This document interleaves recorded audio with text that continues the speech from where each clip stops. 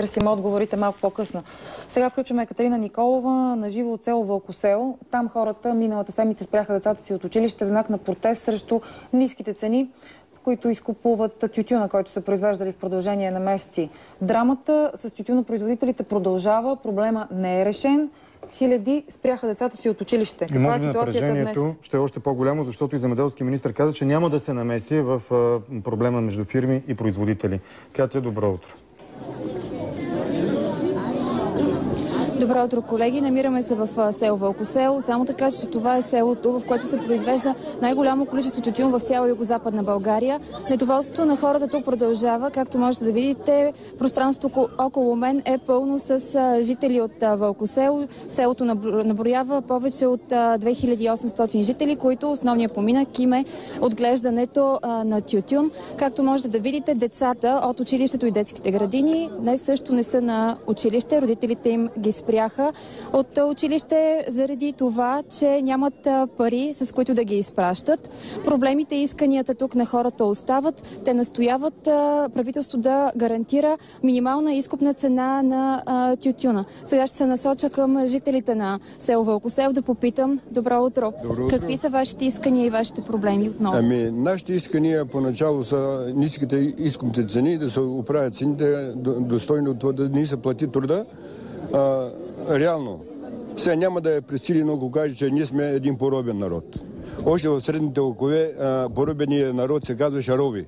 А в настоящето са заменили името роб с името тютюнопроизводител. Кажете сега, правителството каза, че няма да ви удовлетвори исканията. От тук насетне какво ще правите? Вижте какво. Правителството каза, че няма да ни удовлетвори исканията. Ние няма да се подадем на това нещо. Ние няма да си дадем тютюн на тия цени, които го предлагат изкупвачите. Защото нас тия цени не на удовлетворяват. Сега аз съм едно 7-членно семейство. Ние горе очаквам около 2 тона тютюн. Как се издържате? Нека да се мотивирам първо, тогава ще ви кажа как се издържаме. От тия 2 тона на мен ще ми дадат по 5 лева тютюн, значи 10 000 лева. От тия 10 000 лева са 50% са материални разходи. Остават ни 5 000 лева. Нека един здравомислен човек да разпредели тия 5 000 лева на 7-членно семейство за 12 месеца и да види какво се получава. А на вас за какво не ви стигат парите от тютюна? Почти за всичко не стигат. Ето, наближава сега пролета вече. Залагане за новата реколта. Торовете постоянно се увеличават, препаратите се увеличават, уранта се увеличава. И за нищо на нас не остава вече. Колко деца имате и как се справяте? Имам 2 деца и емигрираха. С висше образование се и напуснаха. Напуснаха държавата, не могат да издържат. Нямам вечерта да им дам по 2 лева да излезат да пият по едно кафе. Добре, ще се насоча и към учениците да попитам. И днес не сте на училище. Защо? Защото нямаме пари да си купуваме закуска. А ходите, вероятно, и работите и на тютюна? Да. Добре, аз искам само да кажа, че тук при нас е и кмета на община Сатовча, господин Арбен Мименов, който е и председател на тютюнопроизводителите. Той има конкретно предложение към управляващите, защото, както знаете, те отказаха да удовлетворят исканията на тютюнопроизводителите. Какво е вашето предложение, господин Мименов? Само искам да кажа относно ситуацията тук. Вчера имахме среща с тютюнопроизводители от целия Гоцеделчески район и кметове. На много места изразиха мнение, че в доста населени места ситуацията ще бъде както тази и вероятно е такава. Аз лично като председател имам следното предложение. Да се промени законово инкриминираното действие, продажбата на нарязан тютюн да стане легална. Правителството, парламента, Брюксел да разрешат 10% от собствената продукция тютюнопроизводители да имат право да я продават като нарязан тютюн без акциз. 10% без акциз. След като други земеделски производители имат право 100% да си продават собствената продукция, производители на алкохол имат право също да изкарват на тротуара собствена продукция, нека да разрешат 10% нарязан тютюн без акциз. Разбрах ви и да попитам, господине, вие лично с колко пари живеете на месец? Вие и семейството ви за какво ви стигат? С колко? С 2000 лева 4-членно семейство трудно са издържи за една година. И ние вече изнемогваме и се чудим просто какво да правим. Семейството ми е навън. Ето и аз остана вече до простия. Това мога да ви кажа. Какви са ви разходите на седмица, да речем, и за какво ви стигат парите? Какво купувате най-основно? Разбрахме, тук видяхме тефтера с версиите в магазина. Ами какво? Основно парите ми са за хляб и за млеко. Това е.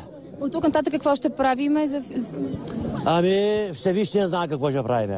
За какво сте готови да стигнете, след като правителството каза, че не може да удовлетвори исканията ви? Само стачки, друго нищо не може да реши проблема. Спираме децата от училище и така да вземат мерки. Също спираме децата от училище и няма да ги пускаме. Просто изнемогваме. Стачки къде? Стачки ще спреме основните възли на пътищата. Имате ли яснота кога? Ами сега ще решаваме и това и няма да предаваме абсолютно на тези цени. Това е непосилно. Тук 80% населението не може да си плаща здравните осигуровки. И другите осигуровки. Няма пари. Попитайте и колко имат здравни осигуровки платени. Държавата иска. Задължително. Откъде? Как е възможно това? И в коя държава това става? Ние ставаме... Чувствате ли се използвани политически, особено по време на избори и така нататък? Не знам за избори, за такива, за политически моменти. Не може да се говори в момента. Според вас, кой е виновен? Държавата. Как може държавата да не вземе мерки при положение, че всичките парламентари, които са и политически партии, са за сметка на хората и се издържат от хората? И идва един момент, в който хората си търсят правата и държавата да не може да разреши техните проблеми. Добре, освен това в България другаде никъде го няма това. Благодаря ви, колеги. Ние оставаме на място. Както виждате, и хората тук остават в стачна готовност. Категорични са, че ще продължат да отстояват исканията си за минимална изкупна цена на тютюна, която да скочи двойно, т.е. от 5 да стане поне 10 лева за килограм тютюн, така че да могат да издържат нормално семействата си. Това е за момента от Вълко село. Благодарим. И това беше само едно от селата, които са в тази ситуация. Хиляди са, десетки хиляди заплашиха и преди няколко дни за протест не само на места, ами и към София в началото на февруари. Подробности по тази тема в новините на Нова. Сега включваме извънредно кмета на Перник Росица Янакиева, която е поискала да каже няколко думи във връзка с излъчения малко по-рано в предаването репортаж на Вероника Димитрова за онези незаконни галерии, в които роми от Перник влизат, вадят отвътре въглища, застрашават собствения си живот, а така и живота и жилищата на хората, които живеят на повърхността в този квартал в Перник. Добро утро! Здравейте! На кое искате да реагирате, защото ние показахме ситуацията такава, каквато видя екипа с очите си? Добро утро! Аз бих искала да внеса някои уточнения, защото явно липса на информация, вероятно и познание в тази област са финализирали репортажа по начина, по който видях. Първо трябва всички да знаем, че подземните богатства са изключителна държавна собственост. Второто, което трябва да знаем, че атаката срещу въглищата в Перник от страна на ромите е горе-долу аналогична, както набезите в селата. Разбирате, че никой не отива за да взема 2 или 3 чувала, за да стопли семейството. А тези въглища, които се добиват по нерегламентиран начин и които заплашват на практика живота и здравето на хората, ще предават, изкупуват и по-нататък пласират. Неколкократно съм сигнализирала и окръжната дирекция на МВР, областната дирекция на МВР и прокуратурата и Министерството на икономиката и енергетиката и писмено и устно за това, което се случва.